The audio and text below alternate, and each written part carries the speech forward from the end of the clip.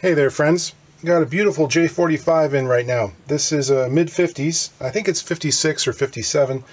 Can't confirm that yet because I can't see the neck block with the stamp on it because the LR bags is in the way. Anyway, it's a gorgeous guitar from a good period, and we're going to do some work on this one. This one's got some really interesting lacquer checking. It's not square, it's got this strange swirly look to it. This is one of the players that keeps a capo clamped onto the headstock all the time, even when it's in the case. And you can see that the finish is discolored on the headstock here over top of the Gibson logo. Almost looks like it's been burned, like a cigarette burn. Just something to be aware of. How do you feel about the adjustable saddle in Gibson guitars? It's kind of awful, right?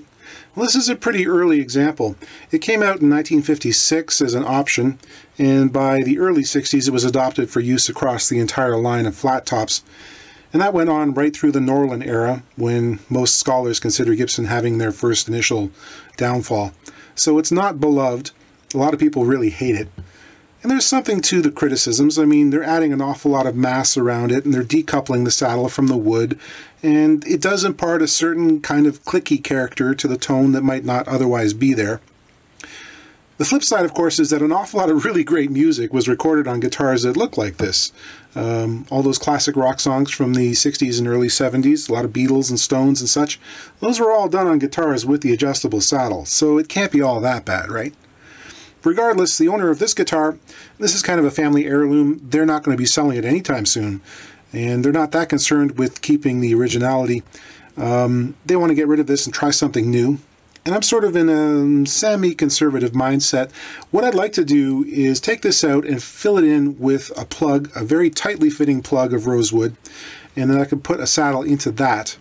The idea being that if for some reason we don't like what happens, or maybe 20 years from now someone comes along and deems us heretics for having destroyed the originality of this guitar, it's not a huge deal for us to take the plug out, drop this back in, and revert to originality.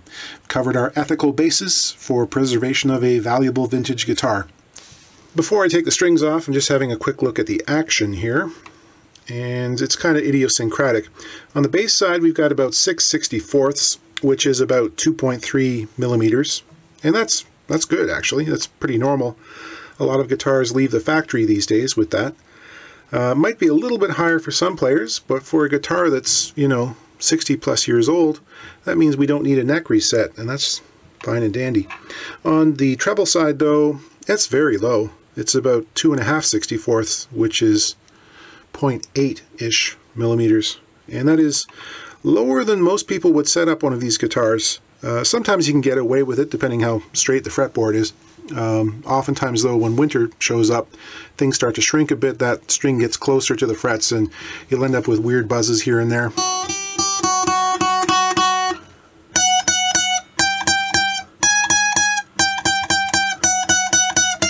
Yeah, it's just a little bit low. That could be because of just, higher and lower frets. Or it could be that there's actually not very much break angle or downward pressure on the saddle at the E string here because it's so low. So what we'll end up doing is, when we make the new saddle, we'll lightly raise the action slightly on the treble side and lower it on the bass side and bring it kind of more into line. Just checking out the neck relief here. I've got a capo at the 1st fret, and I'm depressing the 6th string down around the body joint. Here at the 6th fret, we've got about 14 thousandths of an inch clearance, which is a little bit high, just a little bit, a hair. So during the setup, we might tighten the rod just a little bit, but at least we know we're kind of in the ballpark when it comes to setup. I won't change it right now. We'll wait till we're through. One nice thing about the 50s guitars with this style of saddle is they tended to make the bridge height, the wooden portion, quite low. And expose a lot of the saddle and the mechanism itself. So over the years this has been able to be lowered quite a lot, and that's kept us from having to do a neck reset on this guitar. There's still a lot of good exposure for the saddle, so we don't have to mess around with the geometry very much. The 60s guitars, they started making the bridges higher and taller, and more torque on the top means more deformation, and those guitars sometimes need neck resets. This one's in good shape though.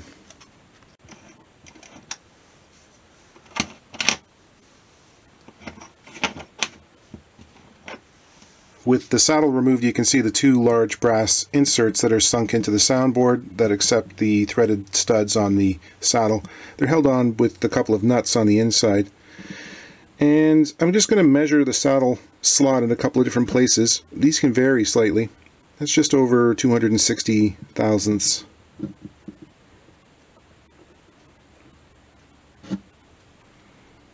It's right at 260.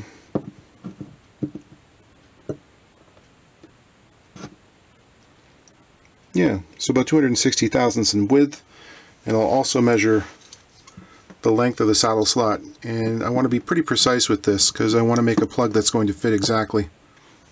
My little supply of Brazilian is mostly offcuts of offcuts at this point, but I think this one will do.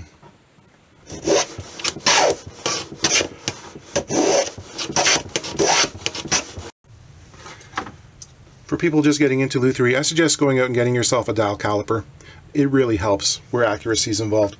It takes the guesswork out. When you're working in tenths of a millimeter or thousandths of an inch, you can make the parts fit together exactly the way you want them to, with no slop, no guesswork. And this thing is the right length as well. I just have to put a radius on the corners there to fit into the ends of these slots.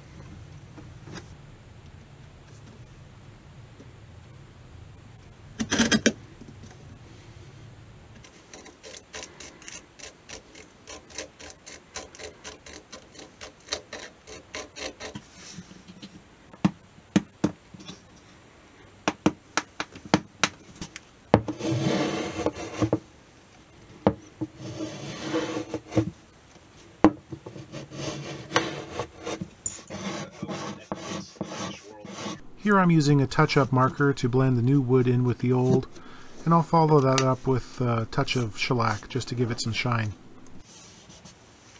I need to route the new saddle slot, and in order for my jig to work I need to level out the surface because the pick guard's on there, and if I didn't I'd have a slanted bottom to the slot.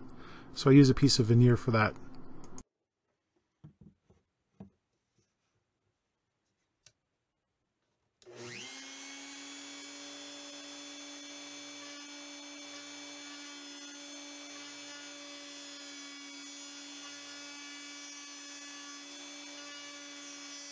Alright, I made a bone saddle.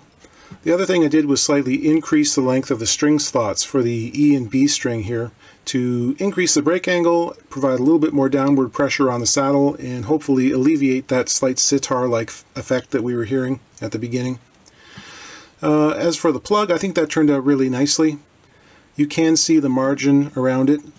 That's because I didn't glue this in permanently. Like if I'm doing a conversion for a left-handed guitar or something that I want to make permanent, what I'll do is I'll put a little glue on the surface and lightly sand with some 220 grit sandpaper, and that virtually disappears entirely, becomes invisible.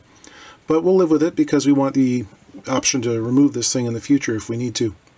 I think it looks okay. So I made a quick recording this morning so that you can have some comparison with the way it sounds now. And I will try to do that, although I likely can't even remember what I played this morning, but I'll do my best.